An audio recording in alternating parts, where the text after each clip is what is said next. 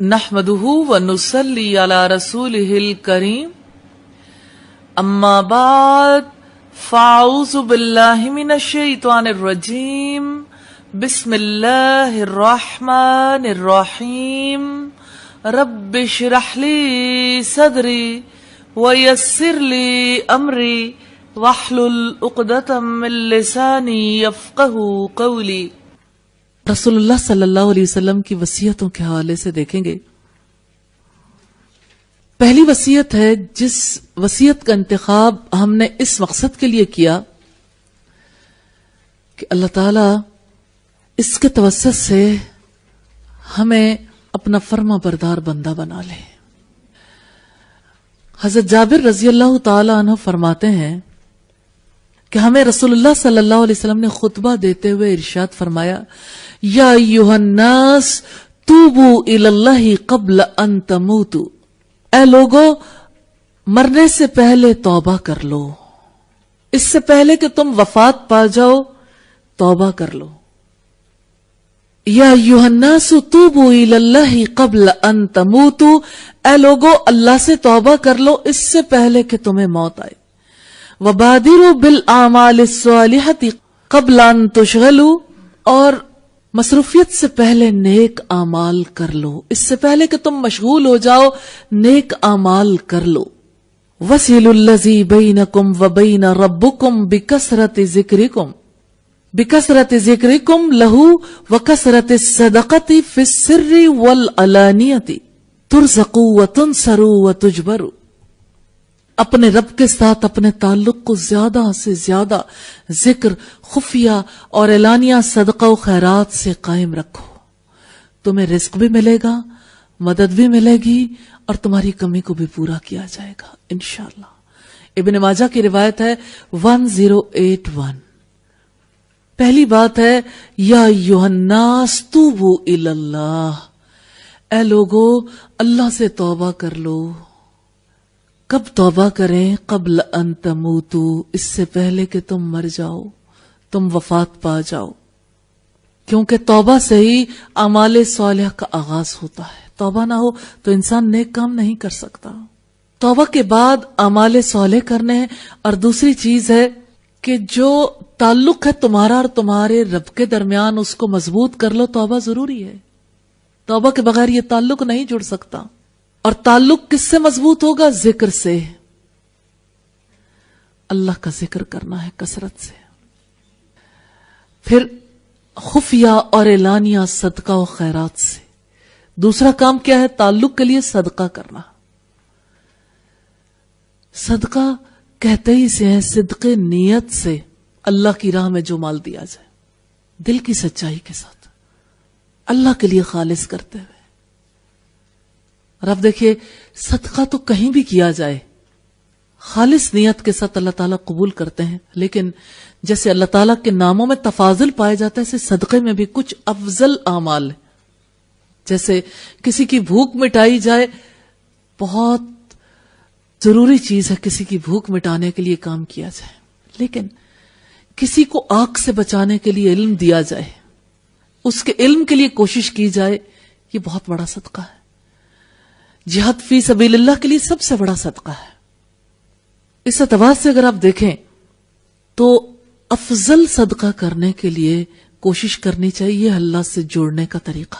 آپ کے پاس بہت سے راستے ہیں، آپ کسی کو اسماء و صفات کی کتاب خرید کر دے دیجئے، وصایا کی کتاب، العلم والعلماء خرید کر، جیسے اپنے لیے خریدیں اوروں کو اللہ کی رضا کے لیے خالص کر کے اپنے آپ۔ صدقہ کسی چھوٹی سی نیکی سے بھی ہو سکتا ہے، جس کے پاس کچھ کرنے کو نہیں تو قول معروف، اچھی بات کسی کو کہہ دیں صدقہ ہے، نیکی کی بات بتا دیں صدقہ ہے۔ لیکن اللہ کی خوشی کے لیے، اللہ کے قرب کے لیے اللہ تعالیٰ نے 3 کاموں پر اجر کیا بتایا؟ توبہ کر لو، مصروفیت سے پہلے نیک اعمال کر لو، اپنے رب کے ساتھ تعلق کو زیادہ کر لو، ذکر سے، خفیہ اور اعلانیہ صدقہ و خیرات سے۔ اور یہ تعلق ایک بار قائم نہیں کرنا، قائم رکھو، مستقل قائم رکھو، یعنی مستقل یہ اعمال کرتے رہو۔ تو یہ رسول اللہ صلی اللہ علیہ وسلم کی وصیت ہے، آپ کی بشارت ہے، اور آپ صادق و مصدوق تھے آپ کا قول سچا، آپ کا عمل سچا. آپ صلی اللہ علیہ وسلم کو آپ کی نبوت سے پہلے بھی صادق اور امین کہلوایا رب تعالیٰ نے. تو آپ کی بات سچی. آپ نے فرمایا تمہیں رزق بھی ملے گا اس راستے سے، رزق بھی ملے گا، مدد بھی ملے گی، اور تمہاری کمی کو بھی پورا کیا جائے گا. کس قسم کی کمی کو؟ علم کی کمی کو بھی، عمل کی کمی کو بھی، اور دعوت کی کمی کو بھی. اللہ کمیوں کو پوری کرنے والا ہے. جہاں کسی کے رزق میں کمی ہے وہ بھی پوری ہوگی. دنیا میں جو مصیبتیں تکلیفیں ہیں وہ بھی کمی ہوگی. کسی کی صحت میں کمی ہے، اللہ اس کو بھی پورا کر دیتا ہے. تو کرنے والا کام کیا ہے؟ توبہ. توبہ کے بغیر اگلا دروازہ ہی نہیں کھلتا. اس لیے ہم آج کی نشست میں توبہ کے بارے میں زیادہ ڈیٹیل سے دیکھیں گے. تو یہ جامع وصیت ہے نبی صلی اللہ علیہ وسلم کی، جس میں بہت سارے اعمال خیر اکٹھے ہو گئے. تو آپ صلی اللہ علیہ وسلم نے توجہ دلائی ہے اپنی حیات کو منور کرنے کے لیے، اللہ کے راستے پہ چلنے کے لیے. یہ روشنی ہے. تمہارا دل روشن، تمہاری زندگی روشن رہے گی. آپ اللہ سے توبہ کر لو، نیک اعمال کرو، ذکر اور صدقہ و خیرات کرو. اور اب صلی اللہ علیہ وسلم نے ابتدا کی ہے توبہ سے، کیونکہ اللہ کے راستے پر چلنے کے لیے، اللہ کی طرف بھاگنے کے لیے یہ پہلا طریقہ ہے، پہلا راستہ ہے. اور یہی آخری بات ہے، آخری کام ہے جو بندہ مومن سے مطلوب ہے. یعنی پوری حیات اس کا آغاز اور اختتام توبہ سے ہی ہو. میں اختتام کے بارے میں لاجک دلیل آپ کے سامنے رکھنا چاہتی ہوں. نبی صلی اللہ علیہ وسلم کے مشن کی کمپلیشن پر، آپ صلی اللہ علیہ وسلم کا جب مشن ختم ہو گیا تو آپ صلی اللہ علیہ وسلم سے کہا گیا اذا جاء نصر اللہ والفتح، جب اللہ کی مدد اور فتح آ جائے اور لوگ اس دین میں جوق در جوق داخل ہوں، تو لوگ تو داخل ہوں گے، آپ کیا کرو گے؟ فسبح بحمد ربک واستغفرہ انہ کان توابا. تو اپنے رب کی حمد کے ساتھ اس کی تسبیح کرو اور اس سے استغفار کرو. یقیناً وہ بہت توبہ قبول کرنے والا ہے، سب کی توبہ قبول کرنے والا ہے. تو جس نے اپنے مشن کو کمپلیٹ کر لیا اس کو بھی اللہ نے تلقین کی. جن کی ہدایات رہتی دنیا تک جاری رہیں، جو اللہ کے آخری نبی تھے، ان کو بھی یہ کہا گیا فسبح بحمد ربک واستغفر. استغفار اتنی بڑی چیز ہے. تو اب صلی اللہ علیہ وسلم کے لیے نشانی مقرر کر دی گئی تھی کہ جب آپ لوگوں کو جوق در جوق دین میں داخل ہوتے دیکھیں تو اللہ سے استغفار کر لیں، اللہ سے توبہ کر لیں. تو یہ توبہ جاری رکھنی ہے حیات بھر، کیونکہ مومن کے کاموں کا آغاز اور اختتام توبہ سے ہوتا ہے. وہ نہیں جانتا کہ اس کا کام اللہ کو پسند آیا ہے یا نہیں. پھر اللہ سے توبہ کر لے کمی کوتاہی پر، چاہے وہ افضل ترین عمل کر چکا ہو، چاہے اسے کمال تک پہنچا چکا ہو. تو مومن کو اپنے لیل و نہار، دن رات توبہ کے سائے میں بسر کرنے چاہیے، اور اپنے دل میں اس کو مستحضر رکھنا چاہیے. ہمیشہ توبہ کرتے رہنا چاہیے. نبی صلی اللہ علیہ وسلم نے فرمایا میرے دل پر ایک غبار سا آ جاتا ہے، پھر میں اللہ سے توبہ کرتا ہوں تو اللہ تعالی میرے دل کو اس غبار سے دور کر دیتا ہے، یعنی غبار ہٹ جاتا ہے. تو رسول اللہ کے دل پر غبار آ جاتا ہے. حدیث سے پتا چلتا ہے. اور ہمارا دل کیسے گناہوں، غلطیوں، خطاؤں میں لتھڑا ہوا، کتنی زیادہ توبہ استغفار کرنے کی ضرورت ہے. اگر ہم اپنی ہستی کو دیکھنا چاہیں، بال بال گناہوں میں جکڑا ہوا ہے. ذرا ان رونگٹوں کو دیکھیے، ان بالوں کو دیکھیے، اپنے جسم کے ایک ایک ذرے کو دیکھیے. اللہ کے احسانات میں بندھا ہوا اور گناہوں میں جکڑا ہوا ہے. احسان اور گناہ اکٹھے ہیں. توبہ گناہ جھاڑ دیتی ہے اور انسان کو اللہ کے آگے بچھا دیتی ہے. تو جو شخص توبہ کو اختیار کر لیتا ہے، اللہ تعالیٰ کی طرف سے اسے ہدایت دی جاتی ہے، اور اللہ تعالیٰ اس کو اپنے عذاب سے نجات عطا فرماتے ہیں اور اپنی رحمت کی امید دلاتے ہیں، اور اللہ تعالیٰ اس کی نا امیدی کو امید میں بدلتے ہیں. جو شخص اللہ تعالیٰ کی طرف رجوع کرتا ہے، رغبت کرتا ہے، اللہ اسے اپنے قریب کر لیتا ہے. تو نبی صلی اللہ علیہ وسلم نے فرمایا توبوا الی اللہ قبل ان تموتوا، اللہ سے توبہ کر لو اس سے پہلے کہ تم مر جاؤ. تو پہلا نیک کام کیا ہے جو کرنے والا ہے؟ توبہ کی طرف رغبت کرو، زیادہ کثرت کے ساتھ توبہ کرو، اس سے پہلے کہ موت آ جائے۔ توبہ سے غافل نہیں رہنا کسی بھی عمل کو کرتے ہوئے، کیونکہ توبہ میں ہی فلاح ہے، توبہ میں ہی کامیابی ہے۔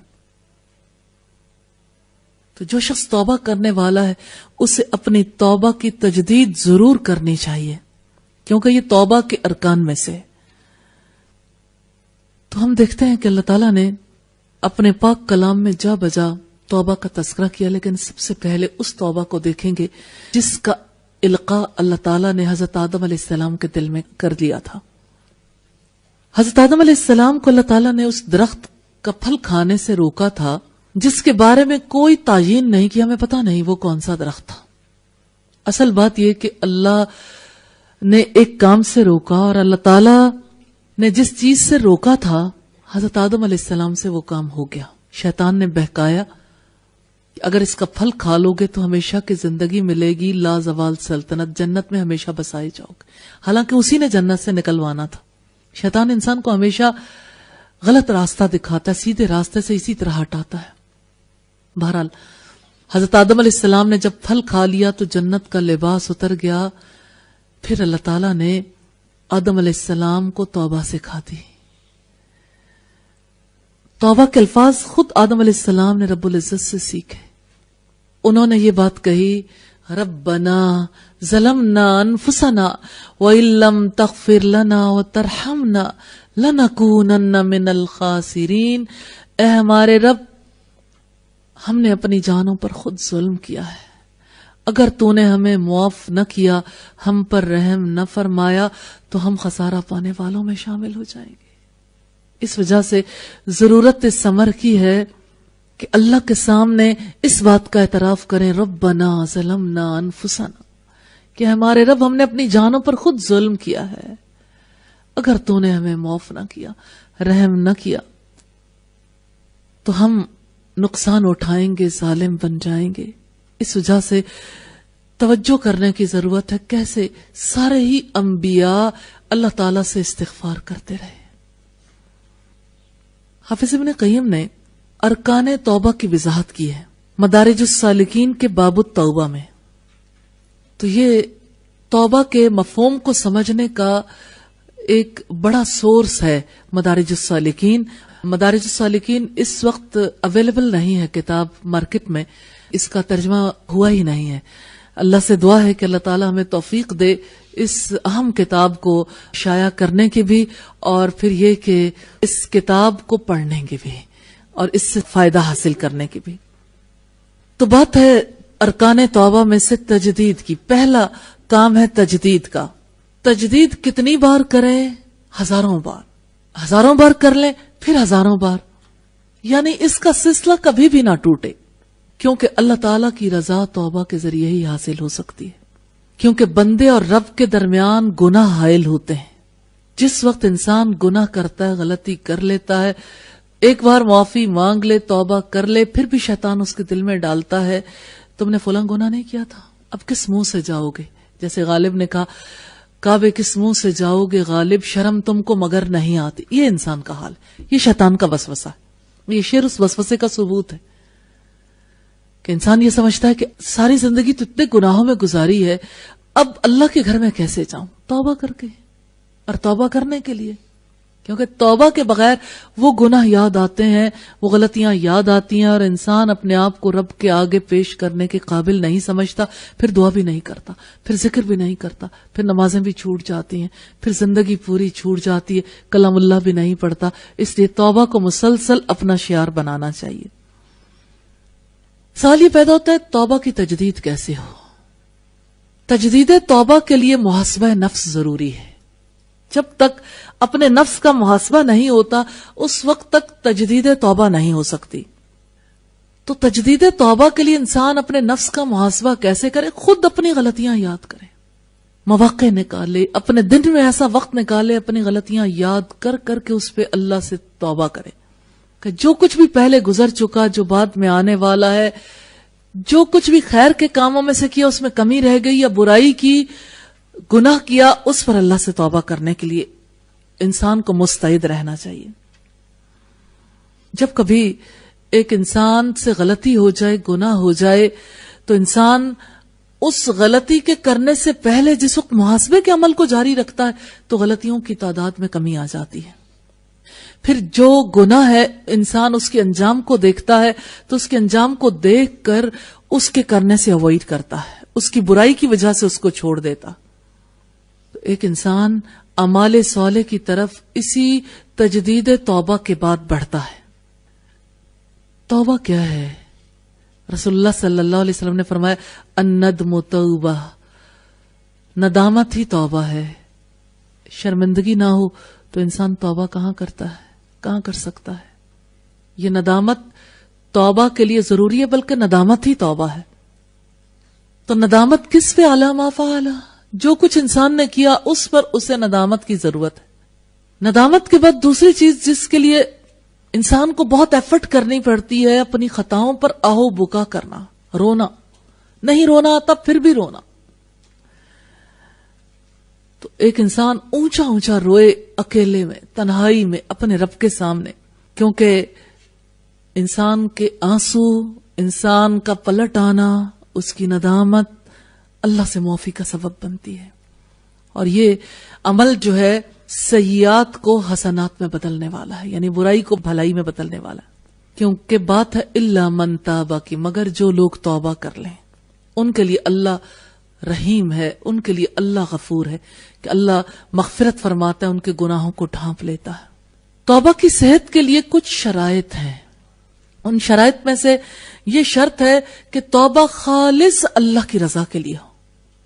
ایسی ہی توبہ کو اللہ تعالیٰ اپنے بندوں سے قبول کرتے ہیں اور اس کو گناہوں کا کفارہ بناتے ہیں اور اس کے ذریعے درجات بلند کرتے ہیں، اور جنت جس کی وسعت آسمانوں اور زمین کے برابر ہے وہ عطا فرماتے ہیں. سورہ التحریم کی آیت نمبر 8 میں رب العزت نے فرمایا کہ اے لوگو توبہ کرو اللہ سے سچی توبہ. تو بات ہے خالص توبہ کی. توبوا الی اللہ توبۃ نصوحا، توبہ کرو اللہ کی طرف سچی توبہ. سورہ التحریم میں جو بات کہی گئی توبۃ نصوحا، خالص توبہ کی. اور نصوح کو دیکھیں لغتاً اس کا مطلب ہے الخالص، خالص چیز، الذی لا غش فیہ، جس میں کوئی ملاوٹ نہیں ہوتی. جیسے کہا جاتا ہے خالص شہد، خالص دودھ، تو خالص چیز میں ملاوٹ نہیں ہوتی. اور توبۃ النصوح اس سے مراد ہے جس کو اس کے ارکان اور شرائط کے ساتھ ادا کیا جائے. اور توبہ کے 5 ارکان ہیں. توبہ کے ارکان میں سے پہلا رکن ہے گناہوں کے خطرناک ہونے کا علم. اس علم کے بغیر توبہ درست نہیں ہوتی. علم حاصل کرنا ضروری. جو شخص گناہوں کے خطرے کو نہیں سمجھتا وہ ان گناہوں کو بڑا نہیں سمجھتا. وہ یوں ہی سمجھتا ہے جیسے ناک پہ کوئی مکھی بیٹھی تو اڑا دی. گناہ ایسے ختم نہیں ہوتا. اور جو گناہ کو بڑا نہیں سمجھتا تو کیسے اس سے توبہ کر سکتا ہے؟ کیسے ممکن ہے کہ وہ اس سے توبہ کر لے؟ اور اگر وہ اس سے توبہ نہ کرے تو اس کی توبہ کہاں سے قبول کی جائے؟ تو گناہوں کے عظیم ہونے کا، یعنی بڑے گناہوں کا سمجھنا ضروری ہے کہ گناہ کتنے خطرناک ہیں. رابعہ ادویہ کے بارے میں یہ کہا جاتا ہے کہ ایک شخص تھا کہ جس نے اللہ سے استغفار کی تو انہوں نے محسوس کیا کہ اس کی استغفار میں وہ دل کا احساس شامل نہیں ہے. تو رابعہ ادویہ نے کہا کہ ہماری استغفار محتاج ہے کہ ہم اس پر بھی اللہ سے استغفار کریں، کہ ہماری استغفار ایسی ہے کہ اللہ سے توبہ کرنی چاہیے کہ ہم استغفار کرنا بھی نہیں جانتے، استغفار کرنا بھی نہیں سیکھا. علماء نے گناہوں کو 2 حصوں میں تقسیم کیا ہے، گناہ کبیرہ اور گناہ صغیرہ. یہ تقسیم صحیح ہے، لیکن جو راسخ علم رکھنے والے، پختہ علم رکھنے والے، وہ کہتے ہیں کہ کسی گناہ کو چھوٹا مت سمجھو، لیکن اس طرف دیکھو کہ میں نے نافرمانی کیا کی ہے اور کس کی نافرمانی کی. میں نے کس کی نافرمانی کر دی؟ اللہ کی نافرمانی. خالق کائنات کی، مالک کائنات کی، کیونکہ اس کی وجہ سے انسان کے دل میں گناہ بہت بڑا ہو جاتا ہے۔ تو جو شخص توبہ کرنا چاہتا ہے اس کو جان لینا چاہیے کہ انسان توبہ کرتا ہے گناہ کے بڑے ہونے کے اعتبار سے اور گناہ کے خطرے اس کے انجام کو پہچان کے۔ اس مفہوم کو ذہنوں کے اندر راسخ کرنے کی ضرورت ہے۔ نمبر 1 تو یہ کہ خالق عظیم ہے، اللہ تعالیٰ کے اسماء و صفات کا علم حاصل کر کے، پھر اللہ تعالیٰ کی آیات رحمت اور آیات عذاب کے توسط سے، کیونکہ اس کی وجہ سے انسان خوف اور امید کے بین بین رہتا ہے، کیونکہ کبھی تو وہ ڈرتا ہے، کبھی پھر اسے امید بھی بن جاتی ہے۔ تو انسان اگر اپنے آپ کو ہمیشہ ایسے مقام پر پائے کہ کسی بھی وقت وہ گناہوں میں گر سکتا ہے، یعنی اگر وہ نیکی کرنے کی قوت رکھتا ہے تو گناہ بھی اس سے ہو سکتے ہیں، ہر وقت وہ محسوس کرے کہ میرا قدم کہیں ڈگمگا نہ جائے، تو یہ خوف اس کو گناہ کرنے نہیں دیتا۔ تو جیسے اللہ تعالیٰ نے سورہ الانعام کی آیت نمبر 165 میں ذکر کیا ہے، دائمی طور پر اس طرف توجہ کرنی چاہیے کہ اللہ تعالیٰ رحیم ہے، اس کی رحمت کی طرف بھی، اور جیسے اس نے کہا نبی عبادی، میرے بندوں کو بتا دو کہ میں غفور و رحیم ہوں، اور میرے بندوں کو بتا دو کہ میں بہت سخت انتقام لینے والا بھی ہوں۔ الحجر کی آیات ہیں 49 سے 50۔ سورہ الزمر میں رب العزت کا ارشاد ہے، قل یا عبادی الذین اسرفوا علی انفسہم لا تقنطوا من رحمت اللہ، کہہ دو اے میرے بندو جنہوں نے اپنی جانوں پر خود ظلم کیا ہے، میری رحمت سے مایوس نہ ہو جانا۔ تو پہلا رکن ہے توبہ کا، جو ہم نے دیکھا کہ گناہوں کے بڑے ہونے کا، خطرناک ہونے کا، یعنی اس کے انجام کا علم، اور مسلسل توبہ کو مستحضر رکھنا اپنے قلب کے اندر، تاکہ مسلسل اس توبہ کے سلسلے کو جاری رکھا جائے۔ توبہ کا دوسرا رکن ہے نیک اعمال کے لیے جلدی کرنا، توبہ کے لیے رغبت رکھنا، نیک اعمال کے لیے جلدی کرنا، اور گناہوں پر اصرار نہ کرنا، کیونکہ جس وقت ایک انسان گناہوں بھرے ماحول میں رہتا ہے کوئی پتہ نہیں کس وقت وہ اس میں مبتلا ہو جائے، اس لیے انسان پر گناہوں بھرے ماحول میں رہتے ہوئے مسلسل توبہ کرنی لازم ہے۔ اسی طرح کچھ لوگ جو ہیں وہ صغیرہ گناہ بار بار کرتے رہتے ہیں، یہ تو چھوٹی سی بات ہے، ایسی بھی کوئی بات نہیں ہے، تو چھوٹے گناہ ہمیشہ بڑوں کی طرف لے جاتے ہیں، اور چھوٹے گناہ بار بار کرنے سے کبیرہ بن جاتے ہیں۔ جو اللہ کی معرفت رکھتے ہیں وہ چھوٹے گناہوں پر اصرار نہیں کرتے، اور کوئی بڑا گناہ ایسا نہیں ہوتا جس پر استغفار نہیں کرتے۔ تو یہ توبہ کی قبولیت کی شرط ہے۔ اسی طرح سے سورہ ال عمران میں آیت نمبر 135 اور 136 میں ہمیں اس کا تذکرہ ملتا ہے۔ تیسرا رکن ہے عزم، ارادہ، کہ دوبارہ کبھی یہ گناہ نہیں کرنا، کیونکہ جو توبہ کرتا ہے اور وہ عزم کرتا ہے، اس کام کا ارادہ کرتا ہے جس سے اس نے توبہ کر لی، تو یہ اپنے رب کا مذاق اڑانا ہے۔ اللہ تعالی ہم سب کو اپنی پناہ میں رکھے۔ تو جو شخص گناہوں سے توبہ کرتا ہے، پھر اس میں پڑ جاتا ہے، پھر دوبارہ گناہ کرتا ہے، پھر توبہ کرتا ہے، حتیٰ کہ وہ قوی ہو جاتا ہے اور پھر وہ اس گناہ سے الگ ہو جاتا ہے، تو اللہ کی رحمت سے مایوس نہیں ہونا چاہیے جب تک کہ توبہ خالص سے ہر بار اگر غلطی ہو جاتی ہے تو اس غلطی سے توبہ کرتے رہنا چاہیے۔ کچھ لوگ ہیں جو کہتے ہیں کیسے ممکن ہے ہر بار ہم توبہ کریں پھر ہم سے وہی غلطی ہو جاتی ہے، تو کتنی بار آخر توبہ کریں؟ جب تک زندگی موجود ہے، جب تک سانس میں سانس ہے۔ سانس کتنی بار لیتے ہیں؟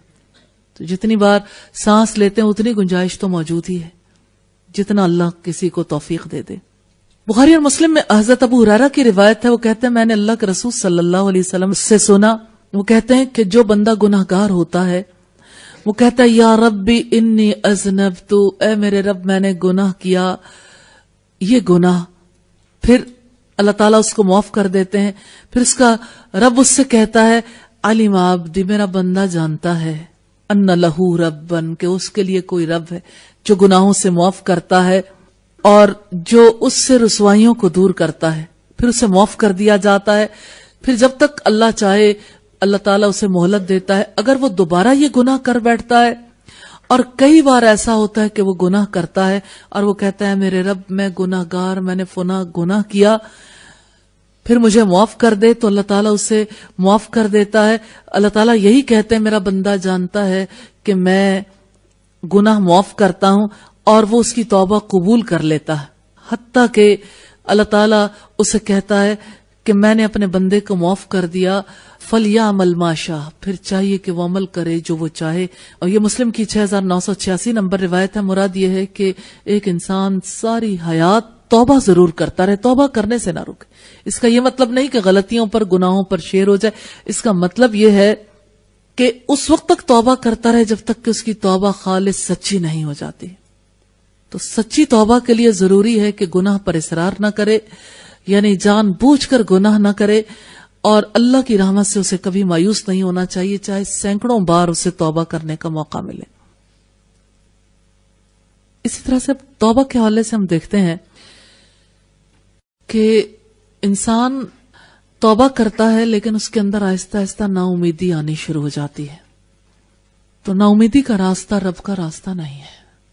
رب سے نا امید ہونے والا توبہ نہیں کر سکتا، اس لیے اللہ سے توبہ جاری رکھنی چاہیے۔ امام مسلم نے اپنی صحیح میں انس بن مالک سے روایت کی کہ رسول اللہ صلی اللہ علیہ وسلم نے ارشاد فرمایا کہ اللہ تعالیٰ اپنے اس بندے کی توبہ سے بہت زیادہ خوش ہوتا ہے جب وہ اپنے رب سے توبہ کرتا ہے۔ تم میں سے کسی ایک شخص کی طرح جو اپنی سواری پہ سوار ہوتا ہے، اس کی سواری اس کے زیادہ راہ کو لیے ہوئے اور وہ اتر کر کہیں آرام کرتا ہے، سواری پر اس کا کھانا پینا سب لدا ہوا ہے، پھر وہ کسی درخت کے نیچے پہنچتا ہے اور اس کے سائے میں سو جاتا ہے۔ جب اس کی آنکھ کھلتی ہے نہ وہ اپنی سواری پاتا ہے نہ زیادہ راہ۔ آپ جانتے ہیں صحراؤں میں سواری کے بغیر انسان کیسے ٹریول کر سکتا ہے، زیادہ راہ کے بغیر تو ممکن ہی نہیں۔ شدت کی پیاس انسان کو جینے نہیں دیتی۔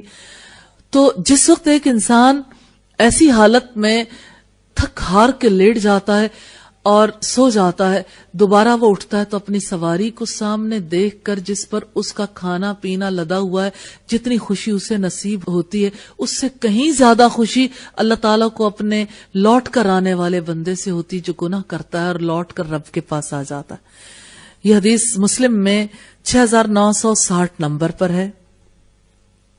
اسی طرح سے امام بخاری نے اپنی صحیح میں اور مسلم نے ابو سعید خدری سے روایت کیا ہے اس شخص کا واقعہ کہ جس نے 99 قتل کیے تھے بنی اسرائیل میں سے، اور پھر ایک راہب کے پاس وہ گیا اور اس نے کہا کہ میں نے 99 قتل کیے ہیں، کیا میرے لیے کوئی توبہ کی گنجائش ہے؟ تو پادری نے کہا کوئی گنجائش نہیں۔ اس نے اسے بھی قتل کر دیا اور اس طرح 100 پورے کر لیے۔ 100 قتل جب پورے ہو گئے تو اس نے پھر بھی کوشش جاری رکھی، پھر وہ کسی اور صاحب کے پاس پہنچا، اس سے پوچھا کیا میرے لیے توبہ کی گنجائش ہے؟ اس پر اس نے کہا کہ ہاں تم یہ بستی چھوڑ دو اور اس بستی کی طرف چلے جاؤ جو نیکوکاروں کی بستی ہے۔ وہ وہاں سے نکلا اور نیکوکاروں کی بستی کی طرف چل دیا۔ جب اس بستی کی طرف جانے لگا راستے میں اس کی موت آ گئی، عذاب کے فرشتے بھی آ گئے اور نیک روحوں کو قبض کرنے والے فرشتے بھی آ گئے۔ دونوں میں باہم جھگڑا ہو گیا اس بات پر کہ اس نے کوئی نیک عمل نہیں کیا تھا۔ بری روح کو قبض کرنے والے فرشتے ساتھ لے جانا چاہتے تھے اور نیکی کے فرشتے اس لیے آئے تھے کہ اس نے توبہ کر لی تھی۔ اس پر اللہ تعالیٰ نے انہیں ہدایت کی کہ راستہ ناپ لو۔ جب راستہ ناپا گیا تو نیک لوگوں کی بستی کی طرف کا راستہ کم نکلا اور اس شخص نے اپنے آپ کو نیک لوگوں کی بستی کی طرف مرتے ہوئے بھی گرا دیا تھا۔ اس پر اللہ تعالیٰ نے اسے معاف کر دیا تھا اور نیک فرشتے اس کی روح کو قبض کر کے لے گئے۔ صرف توبہ کے ساتھ انسان کی ساری برائیاں ختم ہو سکتی ہیں، یعنی سارے برے اعمال پر توبہ ہو سکتی ہے۔ یہ روایت جو ہے صحیح مسلم کی ہے 7008 نمبر پر۔ تو ملائکۃ الرحمہ نے اس کی روح کو قبض کر لیا اور وہ جنت میں چلا گیا۔ اس لحاظ سے ہمیں یہ پتہ چلتا ہے کہ اللہ تعالیٰ کس طرح اپنے بندوں کے لیے توبہ کا راستہ کھول دیتے ہیں۔ جیسے بنی اسرائیل کے اس بندے کی توبہ سے ہمیں پتہ چلا، اسی طرح سے نبی صلی اللہ علیہ وسلم سے ایک روایت حضرت ابو ہریرہ کی ہے۔ آپ صلی اللہ علیہ وسلم نے فرمایا من تاب قبل طلوع الشمس من مغربها تاب اللہ علیہ، جو شخص توبہ کرتا ہے اس سے پہلے کہ سورج مغرب سے طلوع ہو، اللہ اس کی توبہ قبول کر لیتا ہے. یعنی قیامت کی یہ نشانی ظاہر ہو جائے گی، پھر تو توبہ قبول نہیں کی جائے گی، مگر اس سے پہلے توبہ کا سلسلہ جاری ہے. مسلم کی یہ روایت ہے 6861 نمبر پر. چوتھا رکن ہے توبہ کے ارکان میں سے کہ نماز، روزہ، زکوٰۃ وغیرہ جتنا کچھ اس سے چھوٹ گیا، یعنی جو کمیاں ہوئیں ان کمیوں کو پورا کرنے کے لیے کوئی نہ کوئی نیک کام ضرور کرتا رہے گا. جیسے آپ دیکھیے، جو روزے چھوٹے سارے روزے تو ظاہر رکھنے ہیں، جو زکوٰۃ نہیں دی اس کا حساب کتاب کر کے رکھنا ہے، اور جو نمازیں چھوٹ گئیں ان نمازوں کے چھوٹ جانے پر اللہ سے توبہ استغفار بھی کرنی ہے. لیکن نیکی کے کام، ان الحسنات یذہبن السیئات، یقیناً نیکیاں برائیوں کو لے جاتی ہیں. تو چونکہ ترک صلاۃ کے ساتھ تو انسان مومن ہی نہیں رہتا، اس وجہ سے نمازوں کو دوبارہ قضا ادا کرنا اور پوری قضا ادا کرنے کی کوشش کرنا یہ انسان کے بس کی بات نہیں ہے. رسول اللہ صلی اللہ علیہ وسلم نے ایسا کوئی طریقہ نہیں بتایا جس میں قضا نمازوں کو اس طرح سے پابندی کے ساتھ ادا کیا جائے. اس کا جو طریقہ ہمیں ملتا ہے وہ اتنا کہ جب صفوان بن معطل الاسلمی کو نبی صلی اللہ علیہ وسلم نے تلقین کی تھی، جس وقت اس نے کہا کہ کوئی ڈھول تاشے بھی پیٹ لے اس فجر کی نماز میں تو ہماری آنکھ کھل ہی نہیں سکتی، خاندانی مرض ہے، تو آپ صلی اللہ علیہ وسلم نے فرمایا کہ پھر جب تم اٹھو تو نماز ادا کر لیا کرو. یہ بات سبھی کے لیے نہیں ہے جو آج کے دور میں لیٹ اٹھتے ہیں.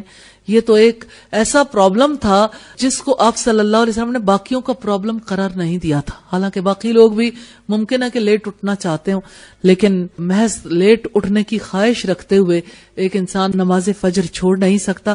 اس سے جو چیز ہمیں پتہ چلتی ہے کہ جتنا زیادہ انسان نیک کام کرنے کی کوشش کر سکتا اسے کرنے کا ارادہ کرنا چاہیے، عزم کرنا چاہیے. اور اگر وہ مر جائے اور وہ اپنے سارے فرائض ادا نہ کر پائے تو اللہ کی رحمت وسیع ہے، وہ رحیم اور ودود ہے. اللہ سے توبہ استغفار جو کی اللہ تعالیٰ معاف کرنے والا ہے. پانچواں رکن ہے کہ جو کام ایسے انسان سے ہوئے جس میں مادی طور پر کسی پر ظلم کیا، تو جس پر ظلم کیا ہے اس سے معافی مانگ لے اور اس کی تلافی کر دے. اور اگر وہ نہیں جانتا ان افراد کے بارے میں یا نہیں پتا چلتا کہ وہ کہاں گئے، تو پھر اللہ سے معافی مانگنے کی ضروری ہے اور اس کے حق میں صدقہ و خیرات کر دے. اگر وہ فقیر ہے تو ایسی صورت میں وہ اپنے نفس اور اپنی اولاد پر بھی صدقہ کر سکتا ہے، یہ سوچ کر کہ یہ اس کی جانب سے ہے، یعنی جس کے ساتھ اس نے ظلم کیا. اسی طرح سے جن حقوق العباد میں کمی کی ہے ان حقوق العباد کو ادا کرنا ضروری ہے. توبہ کے لیے یہ لازم ہے، کیونکہ اللہ تعالیٰ بندوں کے حقوق کو اس وقت تک معاف نہیں کرتا جب تک کہ بندے خود معاف نہیں کر دیتے. اس لیے اگر کسی کے مالی حقوق میں کوئی کمی کی ہے، مثلا ورثے میں عام طور پر لوگ ایک دوسرے پہ جو ہے زیادتی کر جاتے ہیں، تو اگر ورثے میں کوئی کمی کی ہے تو اس ورثے میں جتنا مال کسی کے حصے میں اسے ادا کر دیا جائے. اور اسی طرح سے اگر کمی کسی اور اعتبار سے کی گئی ہے، کسی کی عزت میں کوئی کمی کی ہے، کسی کی غیبت کی ہے، کسی کے بارے میں بدگمانی کی ہے، تو معافی مانگنی بہت ضروری ہے. اللہ سے معافی کے ساتھ ہی معافی ملتی ہے. اور حقوق تین قسم کے ہیں. ایک خالص اللہ کا حق ہے، اس پر خالص توبہ سے معافی مل جاتی ہے. اور ایک بندوں کا خالص حق ہے، جب تک بندے معاف نہ کریں توبہ قبول نہیں ہوتی، چاہے وہ کتنی ہی توبہ کرے. اور دوسرے بندے اور رب کے درمیان مشترکہ حقوق ہیں، تو یہ حقوق جو ہیں ان کے بارے میں اگر ہم دیکھنا چاہیں یہ توبہ سے دور ہو جاتے ہیں اگر انسان مظالم کو دور کر لے، یعنی اللہ سے معافی مانگ لے. تو علماء اصول نے یہ تین چیزیں بیان کی ہیں توبہ کے حوالے سے. اسی طرح سے توبہ کے بارے میں یہ بات بھی کہی جاتی ہے کہ توبہ چار قسم کی ہے. ایک تو توبہ ہے ان لوگوں کی جو نفس مطمئنہ رکھتے ہیں، ان لوگوں کی توبہ خالص توبہ ہے، کیونکہ وہ اپنی عمر کے آخری حصے تک اس پر قائم رہتے ہیں اور جو کچھ انہوں نے زیادتیاں کی ہوں وہ اس کا تدارک کرتے ہیں اور وہ کبھی گناہوں کو لوٹ کر نہیں کرتے. یہ وہ لوگ ہیں جو نیکیوں میں سبقت لے جانے والے ہیں. انہی کے بارے میں رب تعالیٰ کی طرف سے ندا دی جائے گی، یا ایتھا النفس المطمئنہ، اے اطمینان والی جان، ارجعی الی ربک راضیۃ مرضیہ، لوٹ چل اپنے رب کی طرف، تو اس سے راضی وہ تجھ سے راضی. فادخلی فی عبادی وادخلی جنتی، پھر میرے بندوں میں شامل ہو جاؤ اور میری جنتوں میں داخل ہو جاؤ۔ بندوں میں شامل ہونے سے مراد یہ کہ نیک لوگوں کی صحبت اختیار کرو جو اللہ تعالیٰ کی طرف بلاتے ہیں اور اللہ تعالیٰ کے کام کو اپنا کام بنائے ہوئے ہیں۔ اسی طرح سے دوسری قسم کی توبہ ہے ان لوگوں کی جو ملامت گر نفس رکھتے ہیں۔ یہ وہ لوگ ہیں جو اللہ کی طرف خالص توبہ کر سکتے ہیں، صراط مستقیم پر چل سکتے ہیں، بڑی بڑی نیکی کے کام، اطاعت کے کام کر سکتے ہیں، کبیرہ گناہ چھوڑ سکتے ہیں۔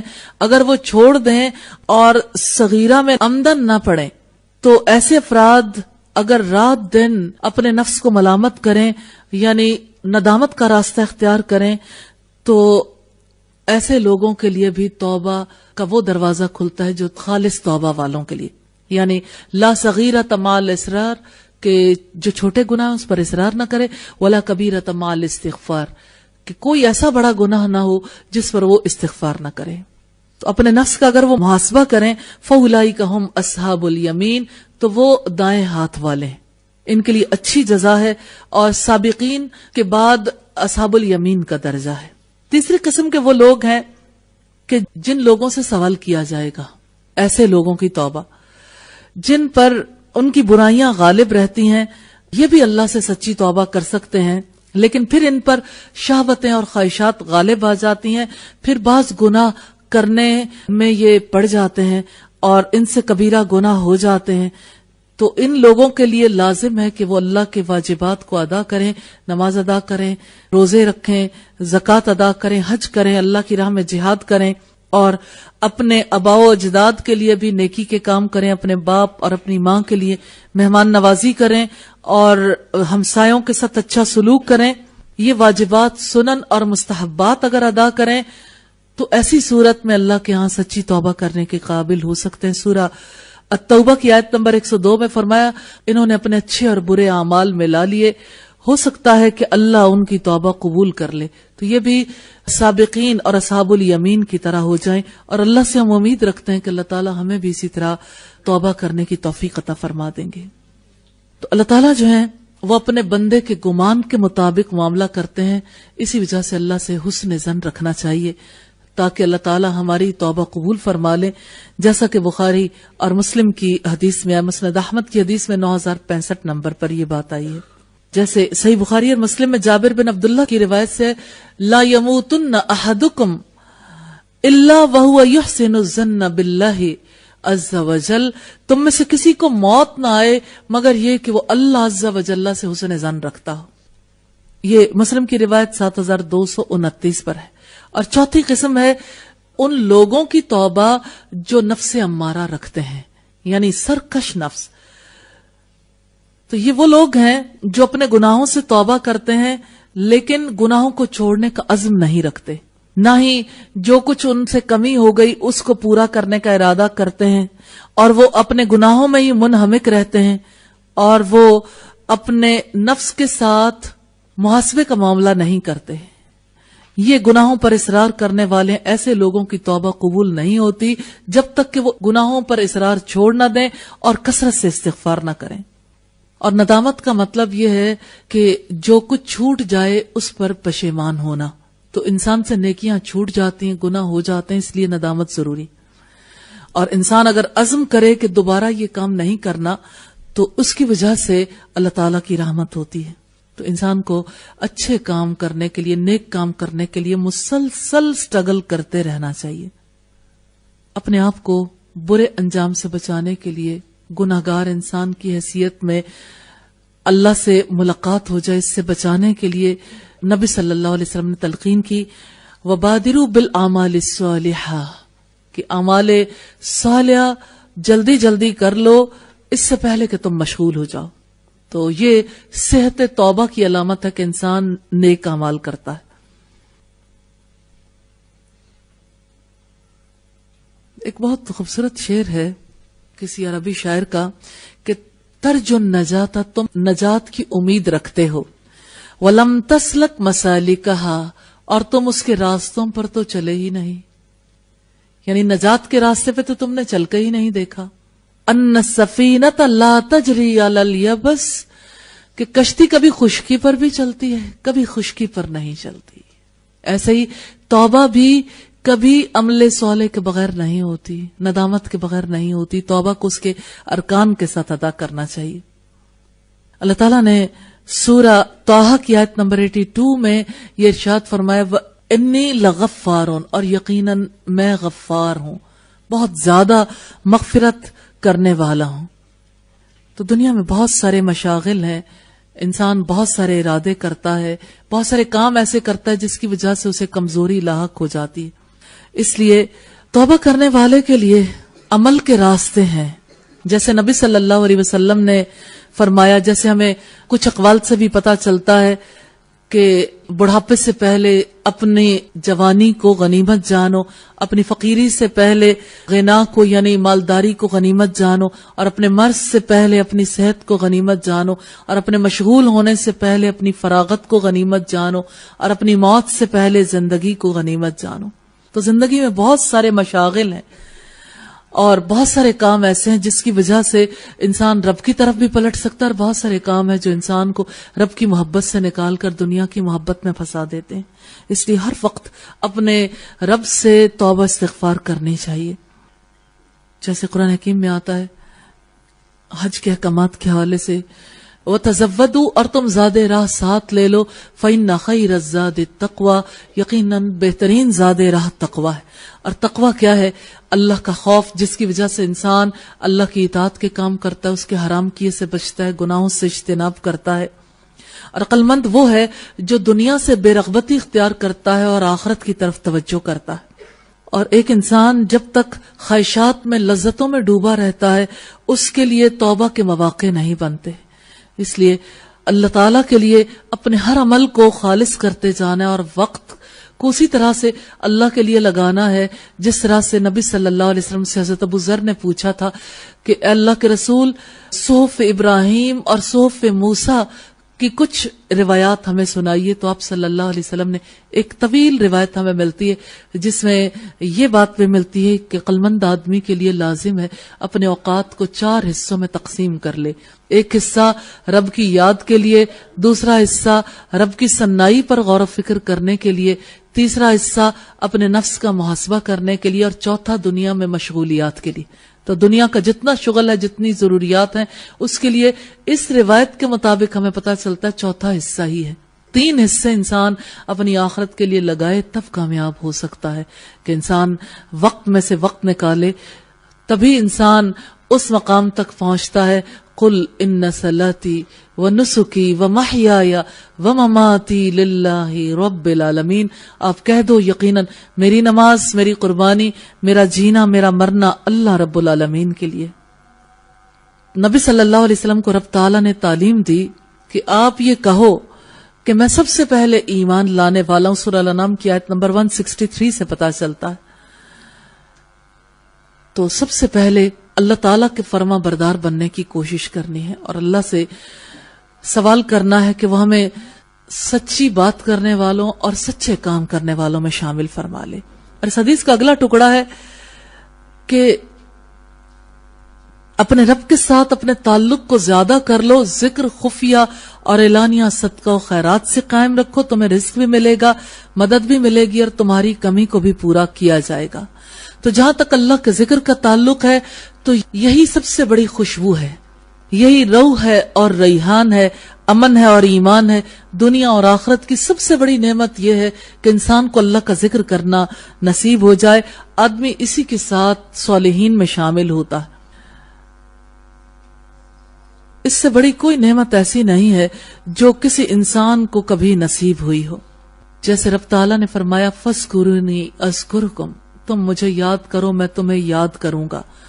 تو جس انسان نے اللہ کو یاد کرنا ہو، نبی صلی اللہ علیہ وسلم نے فرمایا، اللہ تعالیٰ فرماتے بندہ مجھے جب اپنے دل میں یاد کرتا ہے میں بھی اسے اپنے جی میں یاد کرتا ہوں. جب وہ مجھے مجلس میں یاد کرتا ہے میں اس سے زیادہ اچھی مجلس یعنی ملأ اعلیٰ فرشتوں کی مجلس میں اسے یاد کرتا ہوں. تو اس سے بڑا کیا انسان کے ساتھ حسن معاملہ ہو سکتا ہے کہ انسان کو اللہ کا ذکر نصیب ہو جائے.